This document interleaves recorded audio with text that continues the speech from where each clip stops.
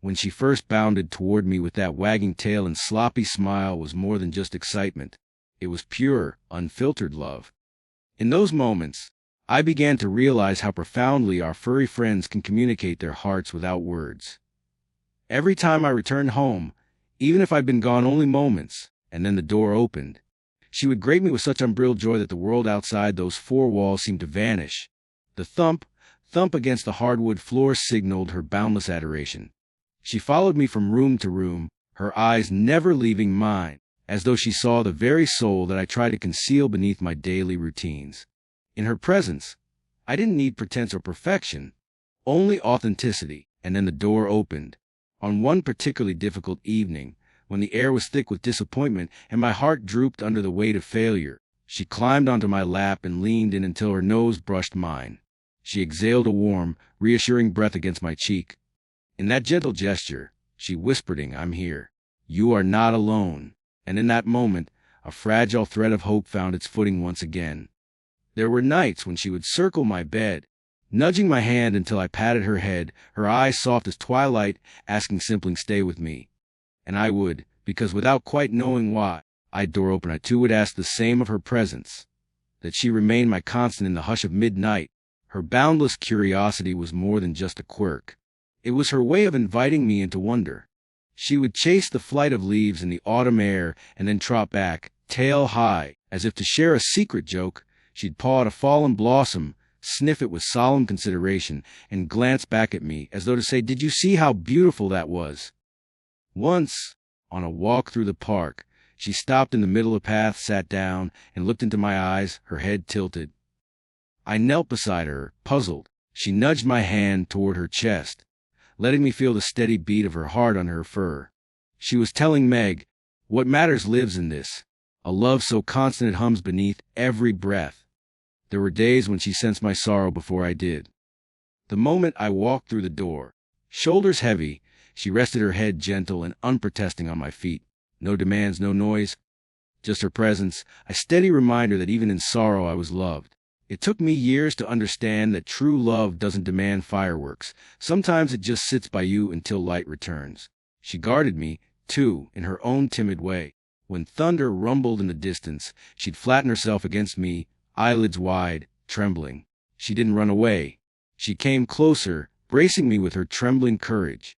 In that quivering press of fur against leg, she's saying, "I'll face the storm with you, whatever comes." Her protective instincts extended beyond noises. In the early morning, when joggers passed by with brisk, rhythmic steps, she'd position herself between us, ears alert, posture firm. And though she knew no real danger awaited, she took it upon herself to stand guard. Protection didn't always mean aggression. It meant prescience. One summer afternoon, I caught her staring at me across the yard, sunlight dancing through her fur like fireflies. She sat quietly, poised on the grass, as though composing herself for something important. When I met her gaze, tail swaying like a pendulum, she hopped into my arms. She didn't just want me, she needed me.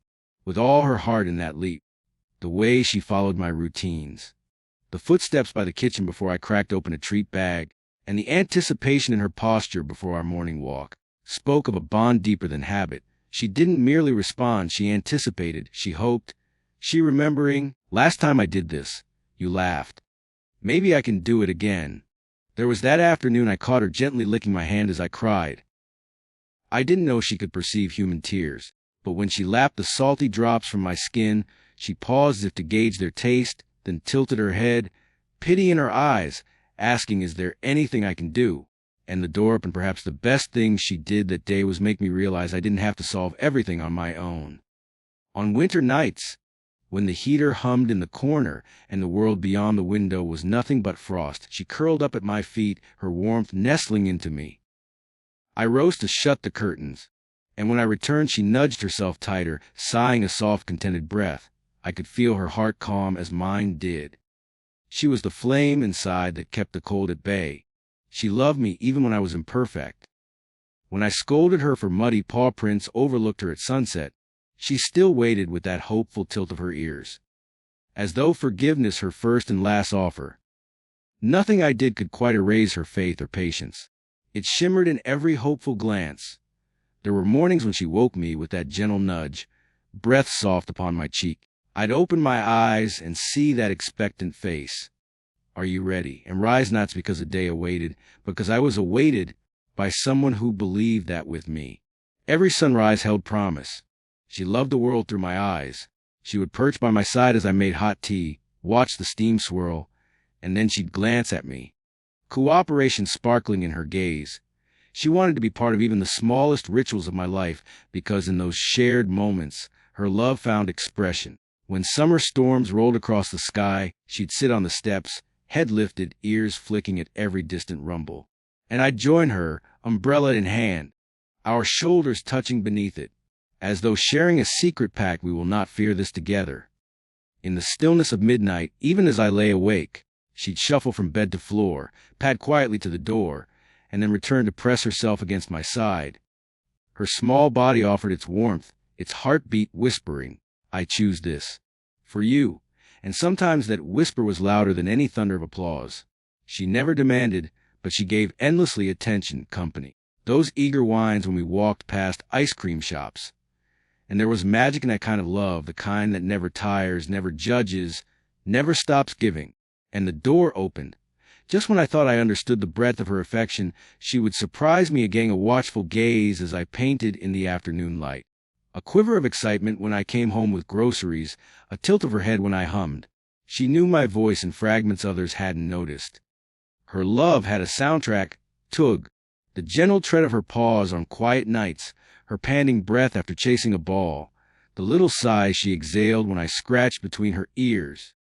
It was music that accompanied my life, sometimes so soft I almost missed it, and when I paid attention, it filled the spaces I didn't know were empty.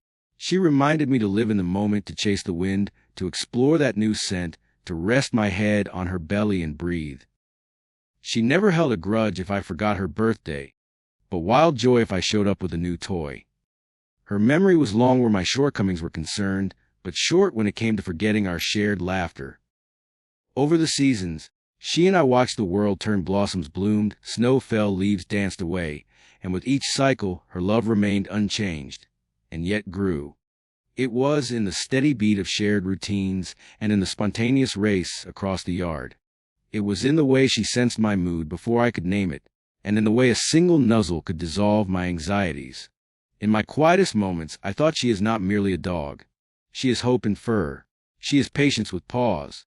Her love is proof that the grandest gestures are not always loud or sweeping. They can be a quiet presence pressing close in the middle of the night.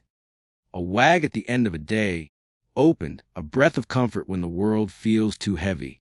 She taught me that love doesn't have to be beautiful to be true, and it doesn't need words to be understood.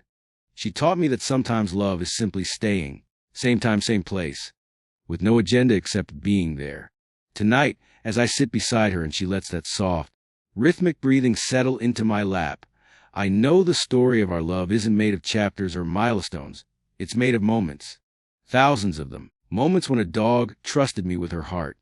Moments when I rediscovered mine because she believed in it. And when I close my eyes, I see her face wise, unguarded, full of devotion. She loves me not for what I do, but for who I am. Messy, imperfect, hopeful. And that is the greatest story I could ever hope to tell. So she is not just my dog. She is proof that love, pure good, transformative, exists in every wag, every nuzzle, every lick.